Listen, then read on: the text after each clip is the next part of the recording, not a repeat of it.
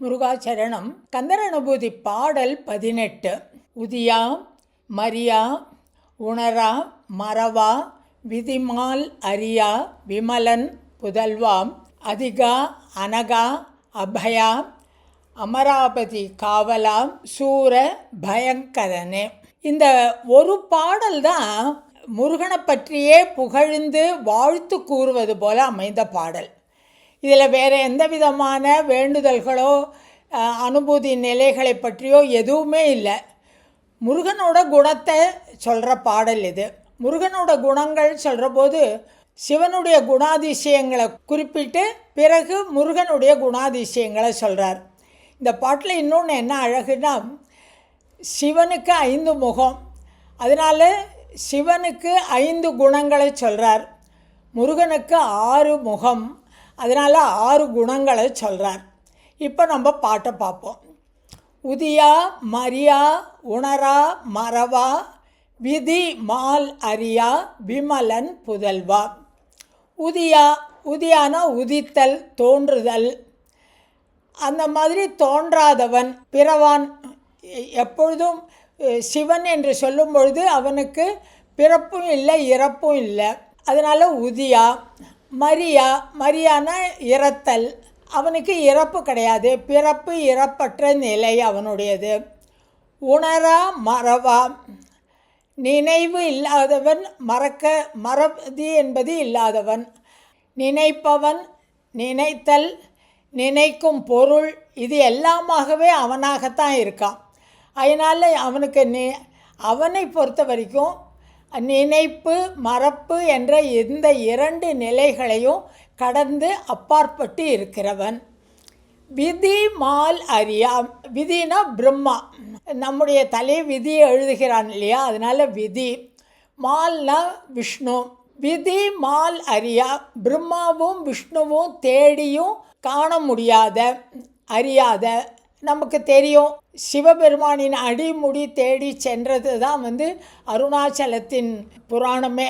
அதனால் பிரம்மா தேடினார், அன்னபக்ஷியாக வானத்தில் பறந்து தலையை எங்கே பார்க்கலான்னு, முடியை எங்கே காண்பது என்று, அடிகளை எங்கே காண்பது என்று பூமியில் வராகமாக பன்றியாக உருவெடுத்து விஷ்ணு தேடினார்.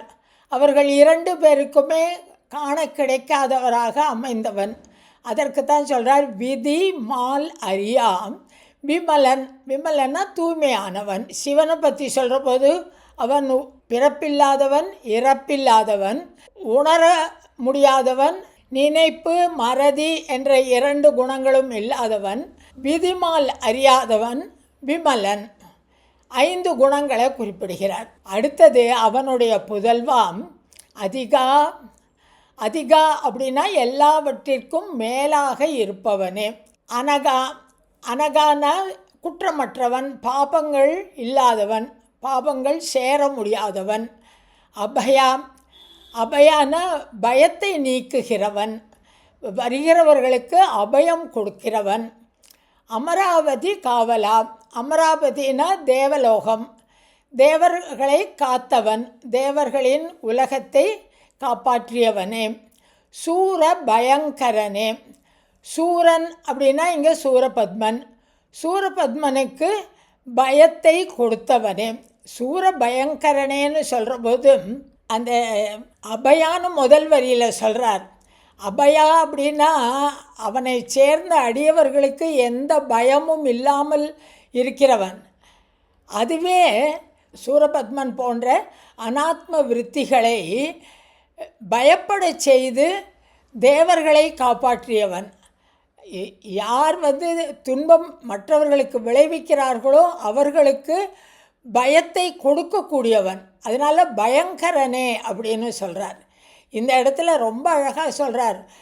முதல் வரியில் அபயா அப்படின்னு சொல்லிட்டு சூரனை அழித்தவனேன்னு சொல்லலை, சூர பயங்கரனே, சூரனுக்கு பயத்தை ஏற்படுத்தியவனே அப்படின்னு சொல்கிறார். சிவனுக்கு இருக்கிற எல்லா அழகிய வார்த்தைகளும் முருகனுக்கும் பொருந்துமாறு இந்த பாடலில் அமைஞ்சிருக்கு. சிவனுக்கு 5 அடைமொழிகளும் முருகனுக்கு 6 விளக்கங்களும் கொடுத்து இந்த பாடலை ஒரு வாழ்த்தாக அமைத்திருக்கிறார் அருணகிரிநாதர். முருகாச்சரணம்.